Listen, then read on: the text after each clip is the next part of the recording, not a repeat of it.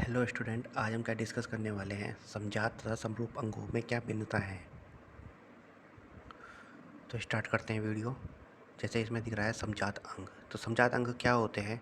जिन जीवधारियों में मूलभूत संरचना तथा उद्भव समान होता है परंतु कार्य भिन्न होता है। याद रखना, मूलभूत संरचना तो अंदरूनी संरचना तो समान होती है और उद्भव भी उनके मतलब एक ही जगह से वो निकलते हैं, परंतु कार्य भिन्न भिन्न होते हैं।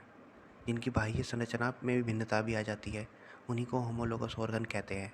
जैसे मनुष्य के हाथ और घोड़े के आगे पैर दिखने में तो अलग अलग है, परंतु वो हैं क्या, आगे के पद है, ठीक है, आगे के पैर है। ऐसी क्या है, चमगादड़ के पंख हो गए। तो चमगादड़ के पंख क्या है, दिखने में अलग है कि वो पंख हैं, परंतु है होते क्या है, वो आगे के पैर होते हैं, ठीक है। ऐसी पंछी के पंख होते हैं, वो भी क्या होते हैं, आगे के पैर होते हैं। सील के फ्लिपर होते हैं, वो भी क्या है, आगे के पैर होते हैं, पर दिखने में अलग है। सब सब दिखने में अलग रहेंगे, परंतु उनके वो मूलभूत रूप से वो है क्या, हाथी है, ठीक है। और मेंढक के अग्रपाद, आगे के जो पाद होते हैं लंबे वाले, वो भी क्या है, मूल रूप से हाथी है, ठीक है, परंतु दिखने में वो अलग होते हैं मानव से, ठीक है। जैसे इसमें एग्जाम्पल दिखा रहा है, जो मनुष्य के हाथ होते हैं, आगे आगे के पैर होते हैं, अग्रपाद बोलते हैं जिनको, ठीक है। चीते के अग्रपाद होते हैं, व्हेल के जो जिससे वो उड़ती है, आगे चलती है।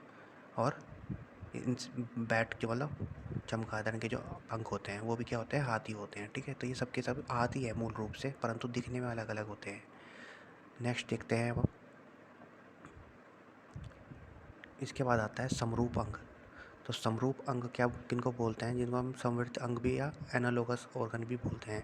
तो ऐसे अंग जिनकी उत्पत्ति तथा मूल संरचना भिन्न होती है लेकिन कार्य समान होता है। अब इसमें क्या होता है, देखो, कार्य तो एक समान करेंगे, परंतु उनकी जो मूल संरचना होगी, अंदरूनी संरचना होगी, वो अलग अलग होगी। जैसे कि कीट के पंख होते हैं और पक्षी के, चमगादड़ के पंख या पक्षी के पंख जो होते हैं, आपको लगेंगे ये दोनों पंख है, परंतु पंख नहीं है।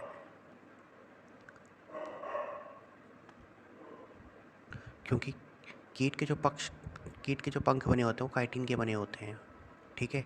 परंतु जो चमगादड़ और पक्षी के जो पंख होते हैं वो हाथ की ही संरचना होती है मूल रूप से, ठीक है।